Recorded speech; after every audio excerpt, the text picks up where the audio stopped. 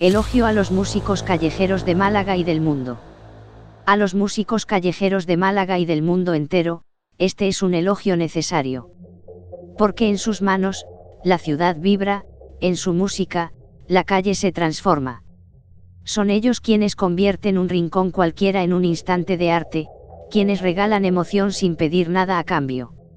No hay telón, ni camerinos, ni multitudes en pie. Hay un violín, una guitarra, un cajón flamenco o un saxofón, y una voluntad férrea de hacer música a pesar de todo. En Málaga, donde el sol dibuja sombras largas y el turismo se funde con lo cotidiano, los músicos callejeros son más que fondo sonoro, son voz identitaria. En Benalmádena, en especial, resuena el arte discreto pero profundo de los músicos rumanos, virtuosos que llegan desde tierras lejanas y nos entregan una música que no entiende de fronteras. Violinistas formados en conservatorios del este, guitarristas con el alma rota y la técnica impecable, dúos y tríos que sobreviven tocando lo que saben, belleza. Su presencia no es solo un acto cultural. Es resistencia. Es testimonio de una Europa que, pese a sus muros y desigualdades, aún respira a través del arte callejero. Son hijos de la diáspora y herederos de una tradición nómada que en cada interpretación convierte la calle en teatro. Muchos de estos músicos llegan desde las ruinas de la antigua Europa del Este, arrastrando historias que no caben en una canción, pero que la música deja entrever. En los años posteriores a la caída del telón de acero, miles de músicos, algunos salidos de academias prestigiosas de Rumanía, Bulgaria o Serbia, se vieron obligados a abandonar sus profesiones. Orquestas estatales disueltas, teatros cerrados, salarios impagables. Muchos huyeron de conflictos armados, como en los Balcanes, donde la guerra lo destruyó todo salvo la necesidad de cantar. Otros escaparon de la pobreza estructural tras la transición al capitalismo, un sistema que prometía libertad, pero les negó futuro. Llegaron al oeste con un violín en la maleta y la dignidad en los dedos. Tocaron en trenes, en metros, en plazas. Y lo siguen haciendo. Algunos, con títulos universitarios en música clásica. Otros, autodidactas que aprendieron en bodas, funerales y tabernas. Todos, con una historia que duele pero no se rinde. Este elogio es también una defensa. Porque muchas veces son perseguidos, silenciados, ignorados. Pero su música persiste. No por romanticismo, sino por necesidad. La suya y la nuestra. Porque sin ellos, la ciudad pierde una de sus voces más honestas. Porque sin su música, seríamos un poco más sordos, un poco más indiferentes. A los músicos callejeros, gracias. Por llenar los espacios vacíos, por detener el tiempo unos segundos, por recordarnos que el arte no necesita permiso. Solo necesita oídos dispuestos. Y en ese gesto, tan simple como poderoso, habita una forma de dignidad que ningún decreto podrá jamás silenciar. Los músicos callejeros del este de Europa han enfrentado historias de vida marcadas por la represión, el exilio y la pobreza. A continuación, se presentan algunos casos representativos. Trompeta Eddie Asnar, el Louis Armstrong blanco en el Gulag. Eddie Asnar, trompetista judío nacido en Berlín, fue apodado el Louis Armstrong blanco. Tras huir del nazismo, encontró refugio en la Unión Soviética, donde fundó una orquesta de jazz que llegó a ser aprobada por Stalin. Sin embargo, en 1946 fue arrestado por intentar cruzar la frontera y condenado a 10 años en un gulag. Allí, formó una banda para entretener a prisioneros y funcionarios. Liberado en 1954, continuó su carrera musical, pero murió en la pobreza en Berlín Occidental en 1976. Se convirtió en el ícono de una generación y su trágica muerte a los 28 años paralizó a un país. Biografía. Infancia y juventud. Asnar nació en una familia judía en Berlín. Cuando tenía 6 años, asistió al Conservatorio Stern. Estudió música clásica pero desarrolló una gran afición por el jazz.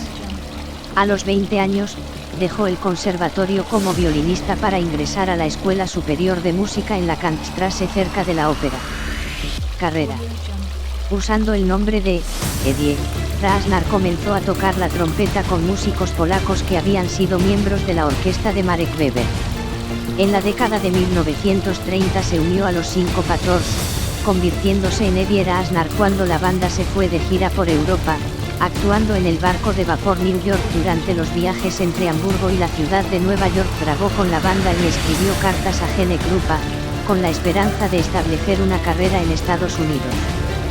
Después de que el partido nazi ganara las elecciones en Alemania, concluyó que no podía regresar a casa, por lo que solicitó la residencia en Bélgica, pero fue rechazado.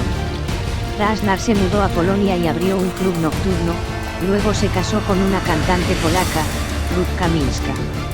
Después de que los nazis invadieron Polonia en 1939, Krasnar y su esposa se mudaron a Białystok, en el oeste de Bielorrusia, que fue absorbida por la Unión Soviética. Fundó una gran banda que se hizo conocida en la Orquesta Estatal de Jazz de la República de Bielorrusia con la aprobación de Iosif Stalin.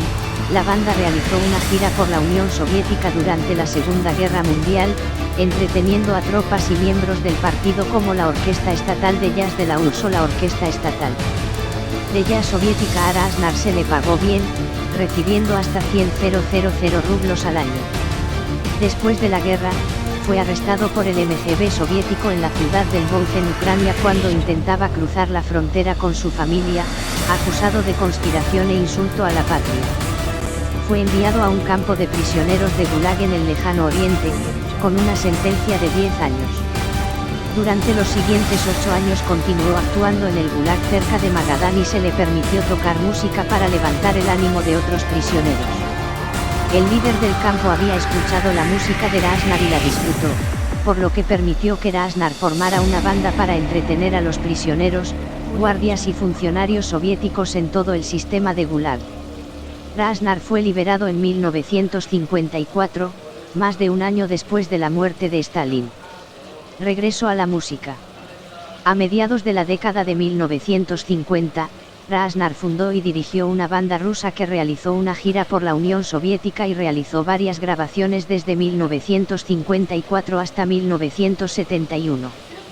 En 1956, él y su banda de jazz fueron filmados en la comedia soviética Noche de Fiesta, obra de Eldar Ryazanov, ganando mayor popularidad entre los aficionados. La prensa y los críticos soviéticos recibieron instrucciones de evitar mencionarlo en publicaciones y trabajos críticos, mientras que las autoridades le impidieron actuar en las principales salas de conciertos de la Unión Soviética. A principios de la década de 1970, Krasnar sufría de mala salud. Sintiendo que el fin estaba cerca, solicitó a las autoridades soviéticas permiso para emigrar a su lugar de nacimiento y se le permitió regresar a su Berlín natal en 1973. No ganó regalías en la Unión Soviética y murió en la pobreza 3 años después. Viktor Tsoi nació en plena reforma de la Unión Soviética y se convirtió en un ídolo del rock para la juventud de la época. Foto, El Mundo. Cantante de rock, compositor, actor, artista y leyenda. Postal de otros tiempos, parte clave en el rompecabezas de la nostalgia soviética y abanderado del cambio antes de la implosión. Para la generación más joven de nuestro país, significa más que cualquiera de los líderes políticos, celebridades y escritores, publicó el diario Komsomolskaya Pravda el 15 de agosto de 1990, el día de su temprana muerte en un accidente automovilístico al que no le faltaron teorías conspirativas. Viktor Tsoi fue el hombre que marcó a una generación en un terreno siempre difícil de entender para Occidente. Fue el último gran héroe de los soviéticos. Un ídolo que llegó desde la ciudad de los tres nombres, Petrogrado, entre 1914 y 1924, Leningrado, entre 1924 y 1991, y San Petersburgo hasta hoy, y de las noches blancas, esos atardeceres de verano que se confunden con el amanecer.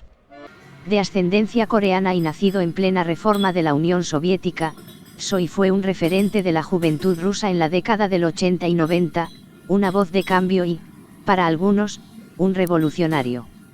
Su trágica muerte a sus 28 años produjo una movilización masiva, muchos de sus fanáticos dejaron de comer y hasta se reportaron suicidios. Su vida marcó generaciones y su impacto llega hasta hoy. Una estrella de Leningrado. Nació el 21 de junio de 1962, hijo de Valentina Vasilievna,